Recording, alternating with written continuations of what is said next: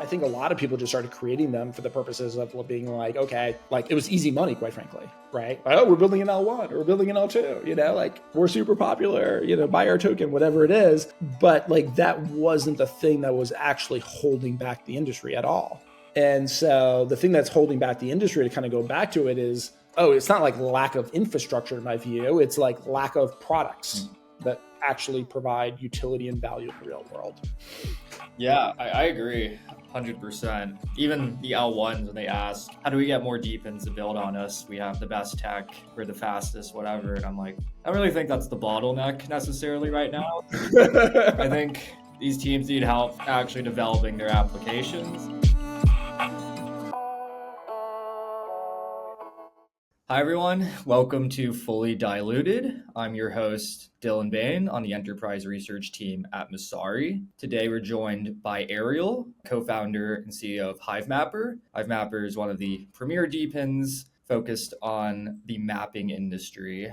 And without further ado, I'll let Ariel give a bit of an intro on himself and kind of explain at a high level what it is that HiveMapper does. Yeah, so thank you for having me, guys. I really appreciate it. I'm a big fan of Messari and all the work and research that you guys do. So real honor to talk with you guys here today. Yeah, so HiveMapper, we're building this global map of the world, right? And so let's talk a little bit about it from the supply side, and then we'll talk about it a little bit from the demand side. So from the supply side, it's very easy, very passive now. You buy this B product, it's now shipping all over the world. I'm sure we'll get more into that. You install it, you set it up, maybe it takes 5-10 minutes to set up, and then it's just mapping. And so it's actually building the map on the device itself. And so there's a lot of AI that's running on the device that's saying, okay, that's a speed limit sign, that's a road construction sign, that's a road construction area, that's a police activity.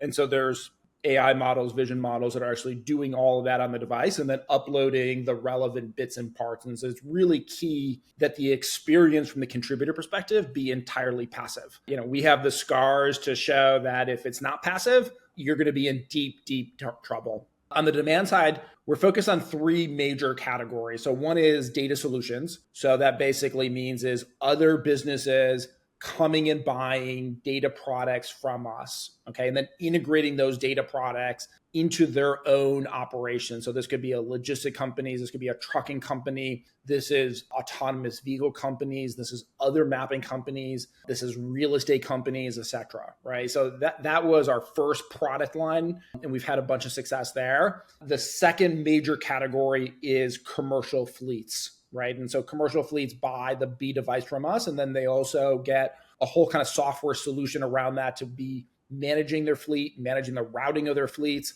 So now you can think about pest control business, delivery companies, trucking companies, etc. So there's a range of products of pricing plans for that service, which is referred to as Beekeeper. That is probably the fastest growing product now. We're talking to and have customers in kind of the utility sector, timber companies, medical device companies doing deliveries all over the world, or I should say all over the California, traveling nurses companies, etc. So that is a large market because there's about 250 million commercial vehicles in the global world.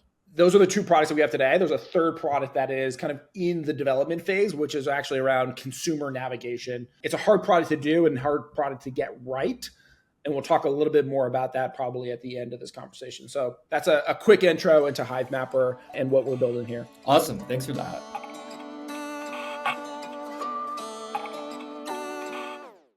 Before we get a little more into each of the product segments and the supply and demand side, love to hear more about why you started HiveMapper, what led to its creation, and why do you think this is really a problem worth solving? Yeah. Okay.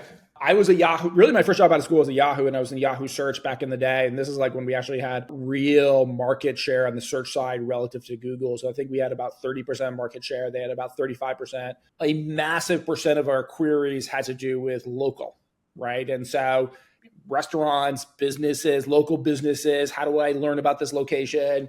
How do I get from A to B? And then I ultimately ran Yahoo Maps, and we had, pretty significant market share. And then Google came around and started to invest, to their credit, a lot of capital into building out Google Maps. And they started to collect their own data.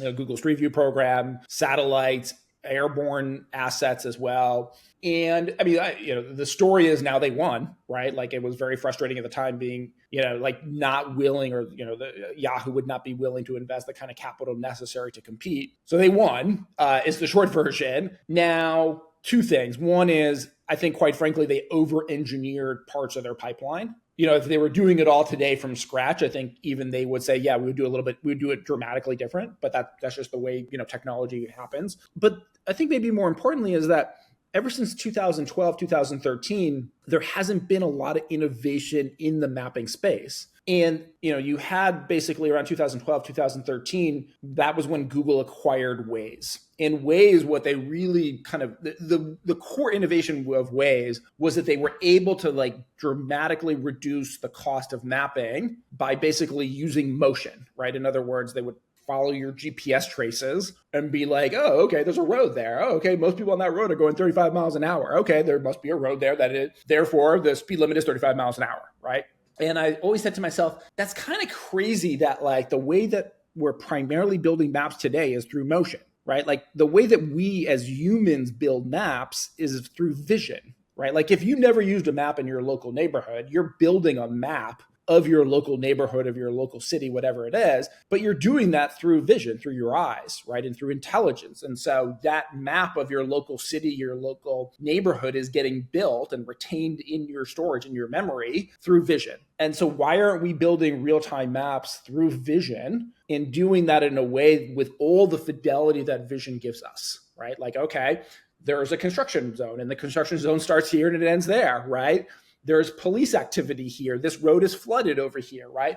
Oh, the speed sign has changed, right? It's now no longer 35 miles an hour. It's 25 miles an hour, right? Like all of that, we have now the technology in these camera systems, plus the AI models to actually build a map at scale with vision combined with intelligence. And so that is the nut that nobody has been able to solve over the last, 10, 15 years, quite frankly.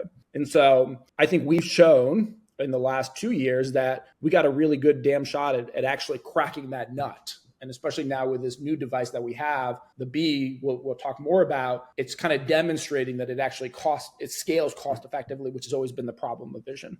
Awesome. Yeah, I'd love to get more into the devices, especially the evolution. So I believe you started with the dash cam and you've kind of progressed to this HiveMapper B device. I'd love to hear kind of how things started with the dash cam and why you've evolved the product to what it is today.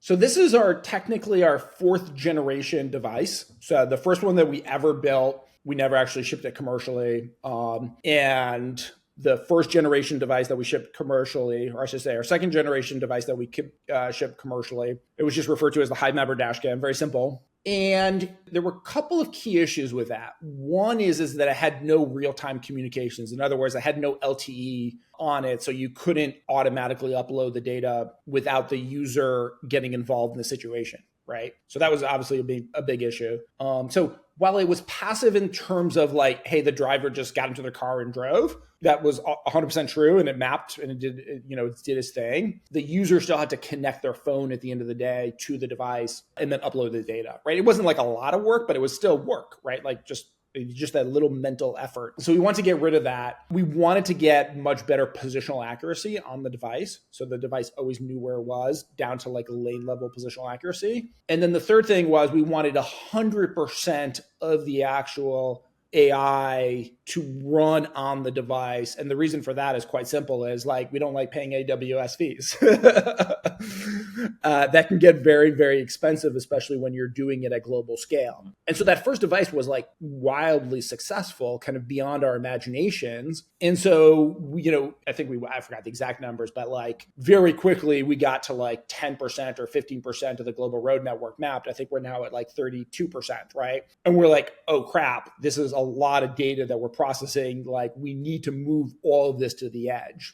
And so that really began the process of building out the B. We did kind of before the B, which is like the product that really works at scale. We did this other one called the S. It solved some of the problems that I just described, but not all of them. So it was kind of like an intermediary step until we got to the B. And then, the B solves all those problems, which is amazing. I mean, we're excited by it. I think the customers who have the B love the experience. Love that experience of being entirely passive, which is really critical, right? Like the crypto markets are volatile, to say the least. And so like if it's not passive, and this is true of all DePIN projects, if it's not passive, like the days of those projects are numbered, quite frankly. Yeah, could you speak a bit more about the potential like trade-offs between like a phone-based approach versus your set it and forget it B-type device? Why not use a phone to do the mapping? Well, the phone has a couple issues. One, the phone is you have to, let's say it's your primary device. Let's start there, right? If it's your primary device, you have to like, every time you get into the car, you have to set it up, right? So that's effort. I don't know, like a minute, 2 minutes, 3 minutes, whatever it is. But that regardless, that's some level of effort, right? And then you don't have your phone to use, right? Because it's pointing in the wrong direction. And it's probably away from you, so you can't actually touch it, right? So that's the other issue. And then you have to like, let's say it's not your primary phone, right? It's like you have a second phone, whatever it is. You still, every time you get into the car, you have to then open up the app and hit record or some button, right? To go tell it what to do. And so like, even like most people are like, hey, I'm going to the grocery store. I'm going to meet up with my buddies, to watch the football game. You're not going to be like, oh, okay, hold on. Let me go turn this thing on and do this. Like, that's not how most people do. They just get into the car and they want to go. There's other issues, more technical stuff in terms of, most places. If you're trying to map with a phone in California or Arizona or any place warm in the summer, the phone will overheat like within 15 to 20 minutes, right? It's placed in the dashboard, right, where it's getting a lot of sun, right? And then already it's pretty hot outside. And so like within 15, 20 minutes, that thing will turn off because it'll just overheat, which is pretty frustrating. So yeah, I mean, the fundamental issue is not passive. And then the second issue is like, it'll overheat. The third issue is that the positional accuracy on the thing is not designed for mapping. So there's a lot of issues with it. I mean, we tried it. I mean, like just full disclosure, we tried it. It was a bad experience. Gotcha. Makes sense.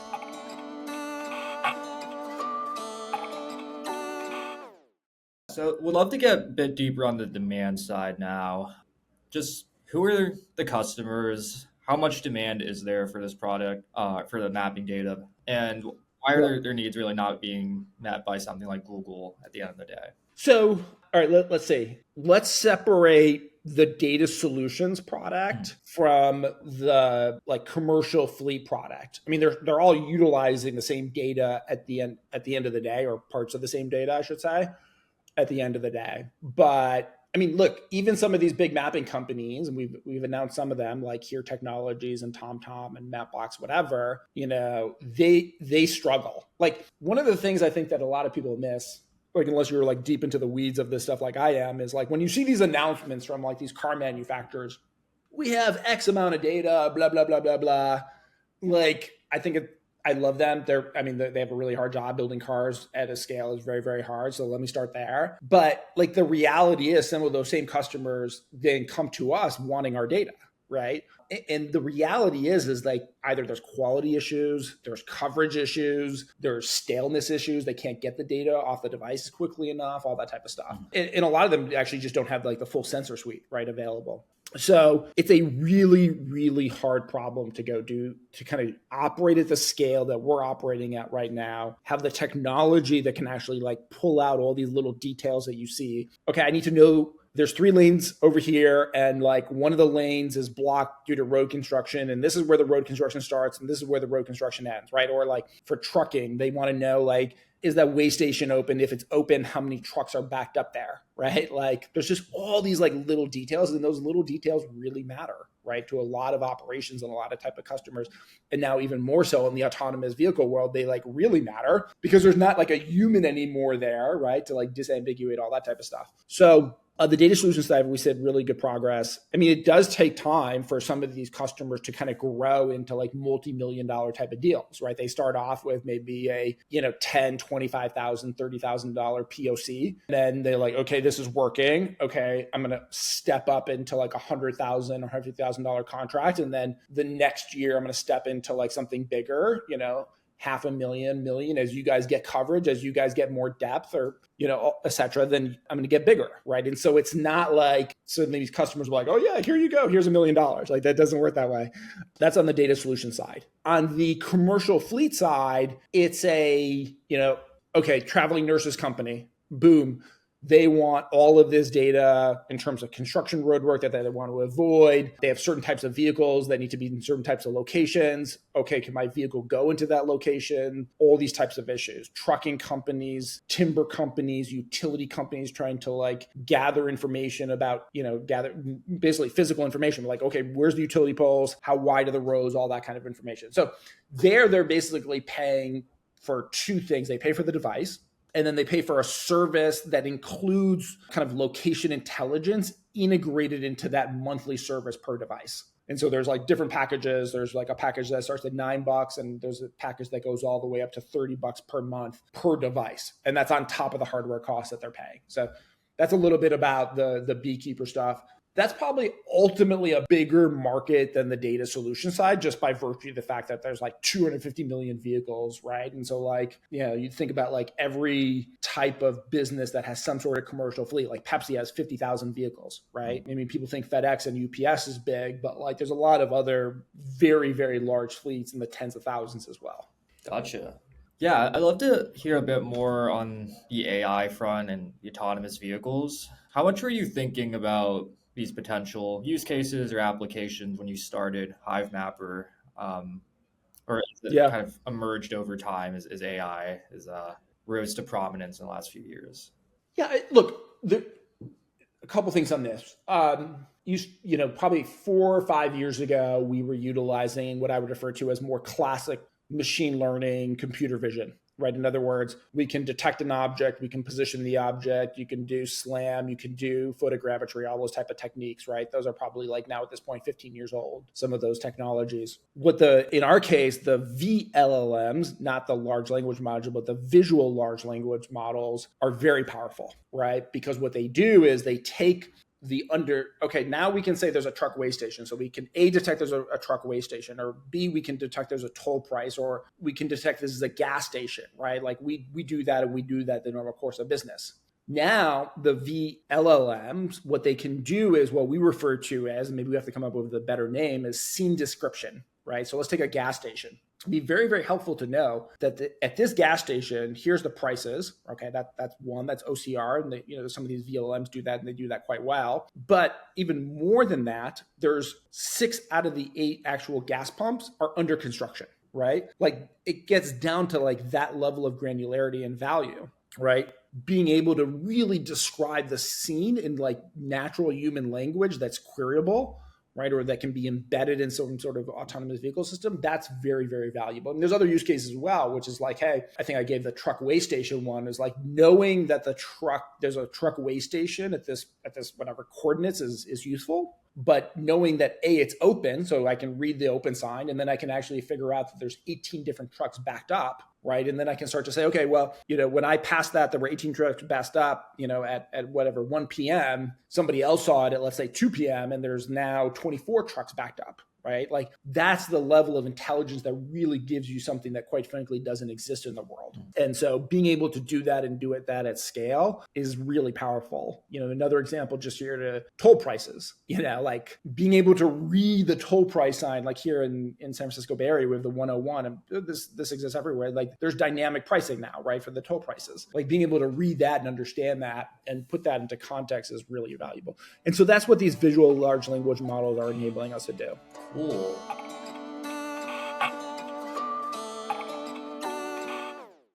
Want to get into the tokenomics, incentivizing the supply side next. So I think tokenomics, one of the larger problems in DePIN. How do you design these sustainably? How do you kind of plan for the long term? I think a lot of protocols are kind of grappling with these issues. How have you thought about tokenomics? I think you're using a burn and mint equilibrium type system. And what have you learned so far from Hivemapper's tokenomics? Yeah, good question.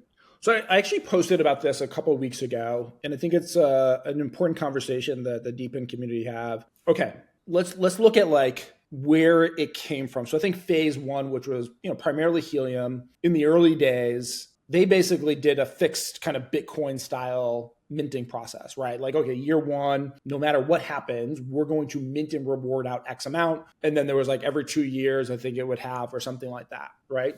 We took a different approach. I have a ton of respect for what the Helium team has done. They're really like, the George Washington of the DePIN space. We took a different approach. We took an approach which is much more dynamic, which there's no fixed minting reward schedule, and it's very dependent upon how fast the overall map is growing, right? And so if the map isn't growing, then, well, it doesn't make sense to reward and mint people for something that's not actually creating value, right? Like there is a certain level of scale that is required to build a map in our case. And like, if you're not hitting that, then like, why are you like max rewarding? That doesn't make any sense, was our perspective. Mm-hmm. And so there was a whole bunch of like heuristics around A, quality, like, okay, what is a quality mount or what is a quality data that we need? And then B, like, what does it mean to actually be hitting all of the criteria that we need, not we, but the map needs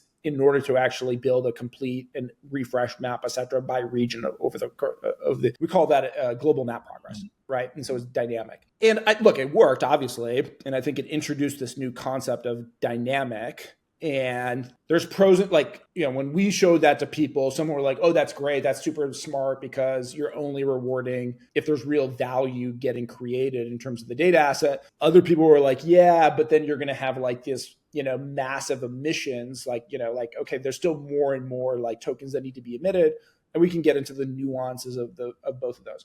But the thing I've actually come to the conclusion of is like, in retrospect, it worked, but we over rewarded in some cases, and we also under rewarded because the actual algorithms were not dynamic enough, right? Like if you were designing what we did back in 2022 today, you would basically do it through an AI model. The AI model would be looking at like, okay, like that's high quality, that's low quality, this is redundant, that's not redundant. Okay, this is what the map needs. And it would just be making like real-time calculations on all this stuff. And it would actually get much, much, much closer to rewarding for actual true value to the map. And I think that's where it's going to go. I mean, there's no doubt in my mind that it's going to happen. Yeah, I think we, Hivemapper should start to move in that direction. And I think the sooner the better. So that's kind of been my big learning in terms of, we do the burn and mint and all that type of stuff. And I think that's generally, still very important and very critical. And, that's how, you do drive value into the token, right, quite frankly. So I don't know if there's like a piece of that you want to go deeper into. Yeah, I want to talk a bit about like the progression. So obviously, when you first start out the network, you need the bootstrap it. Don't really have much of a demand side yet.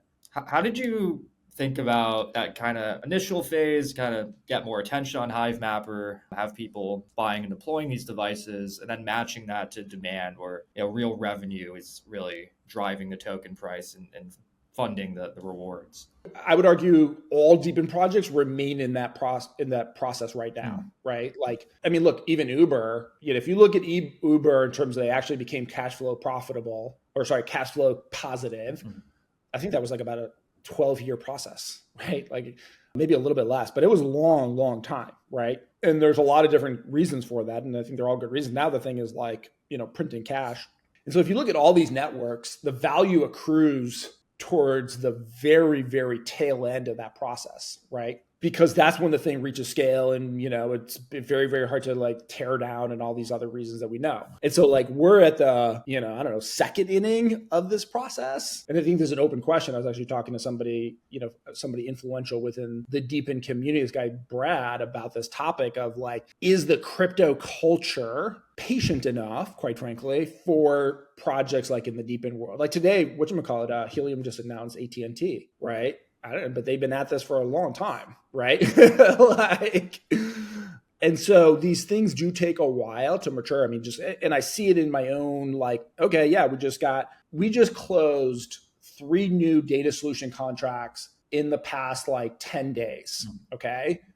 All of 2023, I think we closed 3, right? So just to give you a context of like, it builds, but it's not like, boom, there you go, turn it on and so forth. So, but to answer your question a little bit more precisely, for example, I knew based on the demand and the conversations and the types of customers that we were talking to, they wanted demand in, let's say, Europe, right? Or they wanted demand in certain parts of Southeast Asia. Never did I hear somebody say like, oh, I want demand in Africa, right? Or do I want demand in, Malaysia, right? Well, now Malaysia is coming on the scene, but like the point is like, the reason certain parts of the world were not prioritized was because that was no demand there. And so like we definitely could build an amazing, amazing map in Africa or even certain parts of South America, but there was like no demand there, at least the demand that we were talking to. So those regions just didn't get prioritized. And so, yeah, you have to align the demand side with the supply side. Otherwise you're just throwing tokens away and, spending time and energy on things that will not generate value for a long, long, long, long time. Yeah, I think you make a great point with you're building a real business, and building a real business as always fully align with the timelines expected in crypto. But it's like the understatement of the world. yeah. I want to I would even go further than this. I mean, a lot of people come to me and they're like, hey, what's the ROI and the B? And I'm kind of like, I don't know. And anybody who tells you they do know is honestly just making shit up. Right. And the reason for that is like, look, the token price, all these projects is volatile. Right. And so you could be like, the token price goes up. You're like, oh my God, this is amazing. Right. Okay. The token price is down. You're like, oh, there's no ROI here. Right. Like, come on. Like I've seen both sides of this conversation and all the people on either side have been wrong. And so it's just really, really, really tough. And so I think the better thing to do here is to say, okay, like, A, do I drive, in our case, like, hey, do I drive a bunch, right? B, do I believe in the overall concept here, right?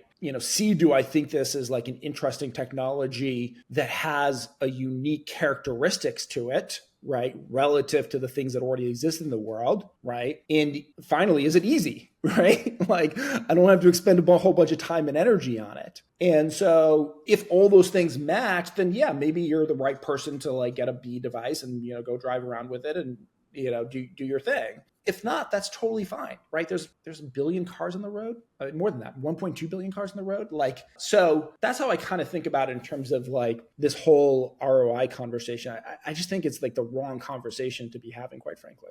Yeah, I wanted to ask you kind of on the volatility of tokens. How do you feel about buyback and burn versus just a buyback of the token? Like, why does it need to be burned? Yeah, that's a good question.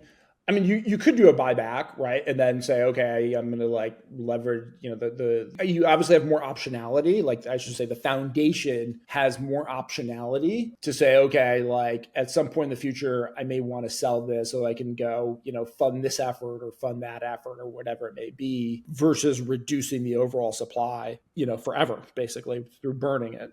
I don't have a strong opinion on that, quite frankly, in terms of the two. I think it would probably be like very specific and dependent upon the project and what the needs of the foundation were from a capital perspective. If they had like very high capital needs, then probably buying it just makes more sense. So they have that optionality versus like a buy and burn mechanism that just reduces supply forever.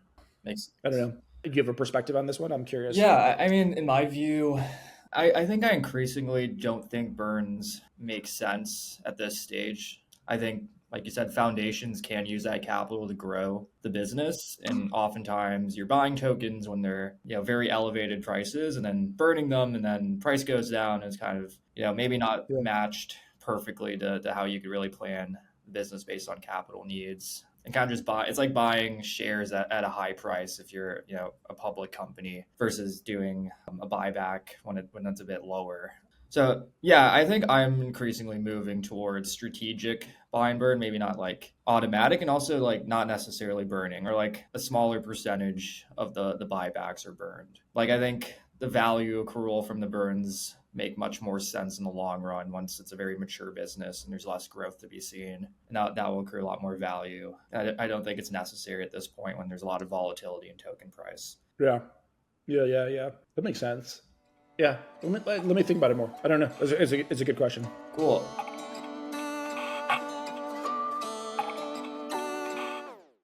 I wanted to shift the conversation a bit about DePIN more broadly. So I think you mentioned on Twitter that you visited DC fairly recently, and lawmakers had, not heard of DePIN and they're like, what is this? Like, this is actually like a really cool use case from crypto. I'd love to hear more of your thoughts on how perceptions might be changing about DePIN, or maybe if there are too many larger problems for the industry as a whole that kind of need to be solved first. Okay. Yeah, it was in the prior administration, we kind of kept our heads low because if you popped your head up, you were just going to get a shot off.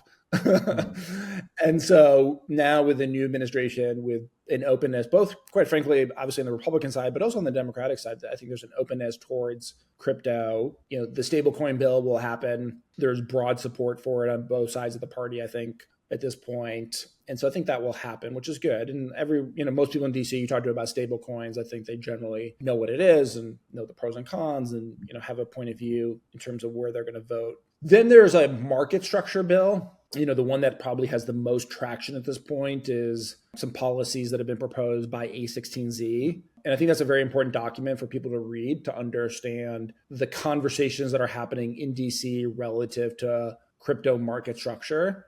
I think there's some good things in there. There's some things I would want to see changed, obviously, as well. But overall, I think it's heading in the right direction. In terms of DePIN is, specifically, really the reason I showed up was like I wanted people in DC to think beyond just meme coins, right? Think beyond just kind of some of the silliness casino aspects of crypto and have a conversation with, like folks like myself, folks like Helium, others as well, who are actually building real products for real customers, where the contributors within their own districts and their own states could actually help participate and grow these networks and participate in building out kind of new digital infrastructure, new physical infrastructure. And so I was surprised by the fact that like a lot of these, members of Congress hadn't really heard of any of the stuff, right? I was like, really? Like you've never heard of any of the stuff? Like all these people in crypto world kind of coming through your doors, and like basically the conversation has focused on the more, payments and stablecoin aspect of the conversation or exchanges and all that type of stuff.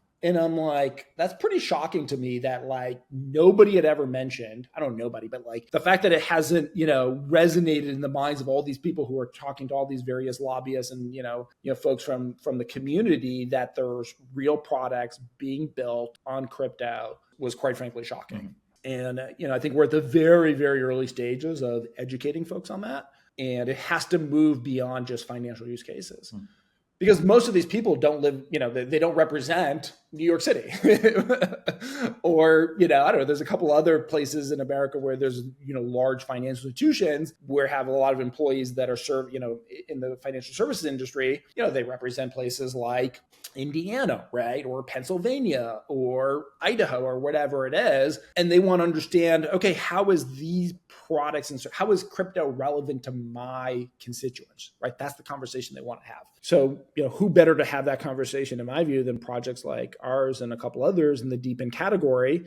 And yeah, I hope we do more of this, quite frankly. Very cool. I think you've also been kind of vocal about some broader problems in DePIN more in general. I'd love to hear more on what you really think is holding the industry back, whether it's not, building a real product or a lack of demand. I'd love to hear more of your thoughts on that. There's a lot of problems. The biggest issue is culture, right? Which is like, there's an expectation, like when moon is a good example of this. And so the question really ought to be is like not when moon, but like what products and what value are you providing to customers? And do those customers find it valuable? Like, in other words, do they like your products? Yeah. Like that if everybody started with that conversation or that question, it would be you would have a much richer and better understanding of, is the thing that I'm, jumping into here actually have real legs? And so that's the frustrating part, just really bluntly, is like there are people in the community, in the Hivemapper community, who engage in that type of conversation. And I love it. Right. I think it's fascinating, and I'm always willing to help and educate as much as I can in terms of our products and the markets and, the challenges and everything. Right. But when the first conversation or the first question is when moon, it's like, nobody knows, like, like it's kind of, and so it's kind of not a very interesting conversation, but it's a very dominant conversation. Right. And so I think that's also that culture has kept out a lot of other great entrepreneurs. I mean, there was also other issues from a regulatory perspective under the Biden administration, but I don't think you can entirely blame it on the Biden administration, right? Like if the Biden administration wasn't around and they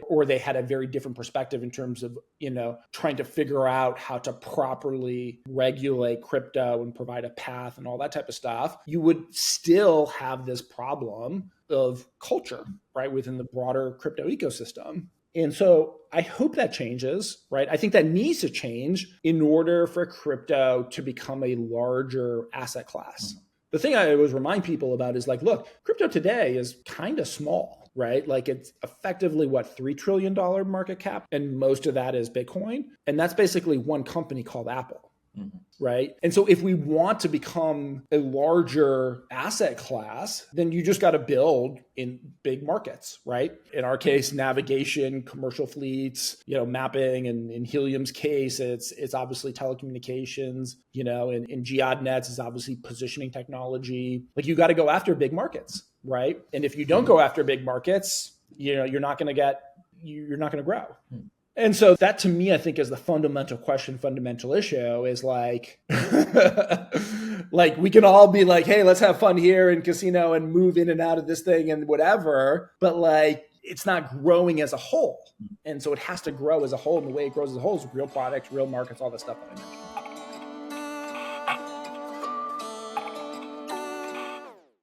In the long run, crypto is really going to be just the bootstrapping phase for these DePINs, and then like once there's a large demand side, you can compensate drivers in a more predictable way. Do you think like it'll transition more to less like crypto native participants who are deploying infrastructure and like just abstracting away a lot of the crypto into the background? Or do you think crypto is always going to be this core central focus of DePIN? No, I do think there's value in terms of hooking it up into an economic engine, right? Versus just like, hey, I pay people out X amount, right? And like, that's it. Like, I think the people who are, yes, I do think I want to sharpen what I'm about to say here is, look, even some of the commercial fleets, not all of them, but like some of them are like, ooh, this is interesting, right? I am getting value out of this product. I'm paying for the product, right? Because I have a bunch of like trucks that are delivering and picking up timber or whatever it may be. So I'm getting value out of this product, right? In terms of physical intelligence about the world, so I can help do deliveries faster, more efficiently, all that type of stuff, more safely, et cetera, or autonomous vehicle company, et cetera. But there's also, in addition to that, which is unique, I'm also hooked up into this economic engine, economic system, right? And so I think the combination of those two things doesn't exist, right? Like you go buy a product from whatever company, you pay them for the product, and then that's it. Like you're not actually hooking yourself up to a economic system, economy, whatever you want to call it, that then as you're providing value into that, and if that thing grows, then you can return. So I think there's, even from like, just quite frankly, like regular businesses, like a pest control business, like he's like, this is fascinating. And he's not a crypto person, right? To be clear, but that was pretty cool, right? Like he just bought I'll tell you the story. So he just bought our Beekeeper product, which is our fleet product, bought the bee devices, and then started to learn more. about what we were doing, all the capabilities of the product. He loves the product. And it was introduced to him by like a friend who is crypto. And then, but he's like, I don't get, at first he's like, I don't care about crypto stuff. Just I want the B device and I want Beekeeper for my fleet and all that type of stuff. And he started to learn more and more about it. And then he went out to buy honey as well. So it was just to kind of watch him really understand the economic system and economic engine behind this as just a regular owner of a pest control business was pretty interesting. And so I don't like, my current view is that that's pretty powerful and you don't want to lose that. And I think it makes sense as well. Right. And so I don't love the idea of like just switching it to like a, whatever, you get paid $1 or $2, whatever it is. Gotcha.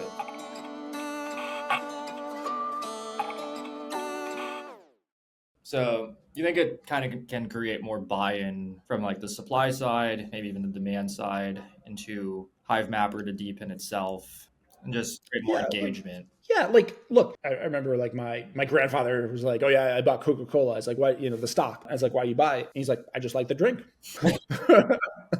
And he was effectively doing what these people are doing, right? In terms of, oh, I bought your product. I really liked your product. And like, oh, I want like to hook. I mean, in his case, he was actually earning honey as well. So he didn't really have to go out and buy honey if he didn't want to. But anyways, like you see that even beforehand, right? You're like, oh, I really like this product. I think a lot of people bought Tesla stock because they're like, oh, this is actually a really good car. And so I think there's that aspect of it, which is quite powerful. And anyways, that's why I know there's like a movement, like especially like within the analyst community and DePIN saying that folks should move to like a fixed payment stuff. I don't totally buy that. Makes sense. Cool. Would love to get more insight on what's ahead for HiveMapper, particularly in 2025, just roadmap and what we should be looking out for. Yeah, let's see. So one thing I think that we want to like really help people understand, and I've been struck, like how do we explain when people think of DePIN, I think they think that has no AI in it, right? That there's nothing like fundamentally from an AI perspective. And so I think one of the things that we're trying to do is like help explain to folks what is actually happening on the B. Right. Because I think if people understood this, I mean, we talked to autonomous vehicle companies, we talked to like car manufacturers, we talked to, a lot of people who like, this is their life. And they look at like what's happening inside the bee. They're like, wow, like that is different. It's interesting. It's unique, all that type of stuff. And so we're really trying to like help people understand that. We think that's very powerful. It's also powerful from the perspective of like contributors understanding that the thing that they're actually like getting and helping us build just is like, real world AI applications running in their car at this point. Right. And so I think that's like a more in just communication messaging aspect of it. In terms of, things that we have coming, we have a bunch of customer announcements coming that have kind of been cooking here for, 6-9 months now that we're really excited to share with folks.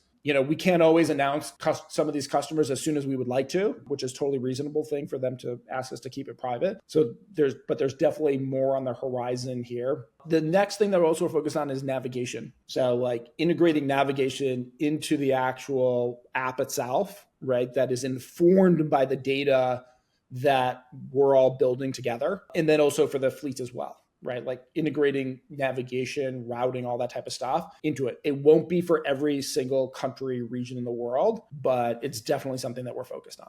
Very cool. Yeah, I'll let you, if there's any other topics you would like to discuss or highlight, I'd also open that up to you. Let's see. I mean, the one that I think is worth asking or talking about is the application layer versus the blockchain layers. Like I think there's been a lot of time and energy focused on layer ones, layer twos, etc. And like at no point in the development of HiveMapper have we ever said to ourselves, oh, geez, we wish there was a better layer one. we were built on Solana and we love them. They're very helpful in a lot of different ways. But there's been like so much energy and focus, within the crypto community on a layer one and not the application layers. And I think that, part of that is like the crypto culture community stuff that we talked about before. Look, if you had a whole bunch of like layer ones and layer twos, but you didn't actually have products being built on them, it's like, who cares? And so that to me is like a shift that I think we need as an industry to say, okay, got it. Like, guess what? Whatever issues you may have with Solana or Ethereum, they'll continue to improve, etc. Do we really need more L1s or L2s at this point? I think a lot of people just started creating them for the purposes of being like, okay, like it was easy money, quite frankly, right? Like, oh, we're building an L1 or we're building an L2, like we're super popular, buy our token, whatever it is. But like that wasn't the thing that was actually holding back the industry at all. And so the thing that's holding back the industry, to kind of go back to it, is, it's not like lack of infrastructure in my view. It's like lack of products that actually provide utility and value in the real world. Yeah, I agree 100%. Even the L1s, when they ask, how do we get more DePINs to build on us? We have the best tech, we're the fastest, whatever. And I'm like, I don't really think that's the bottleneck necessarily right now. I think these teams need help actually developing their applications. And if you can provide support, that's great. But I don't think the architectural advantages are really the most important thing to focus on for most of these DePINs and other applications right now. And how do you think the industry can shift more towards applications? What incentives need to be put into place for that to happen? I mean, that's the $64,000 question, right? Is like, how does the industry shift from, all this infrastructure level investment to application level investment? It's a big issue, right? Like on multiple fronts, in terms of attention, in terms of capital, in terms of everything, right?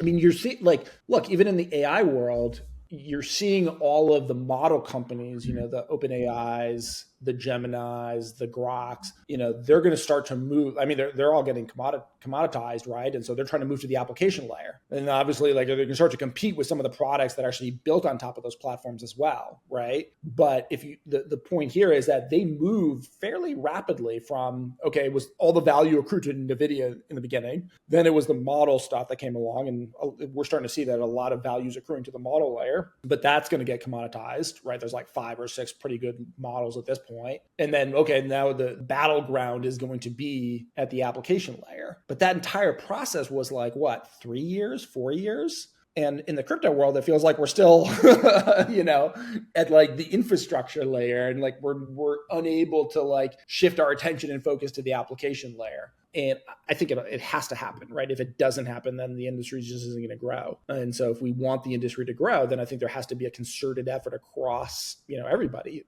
the stack. Like it does no good for, Solana or Ethereum, whatever it is, to just have, I don't know the exact number here, so whatever I say is going to be wrong, but like, 3,000 projects, real projects on their platform this year, and then another 3,000, the same 3,000 next year. Like that's not how they grow. And so they need real projects with real applications, et cetera, to be able to grow. And so, I think it's an interesting thing, which is like we've been slow moving up the stack relative to other industries. That makes sense.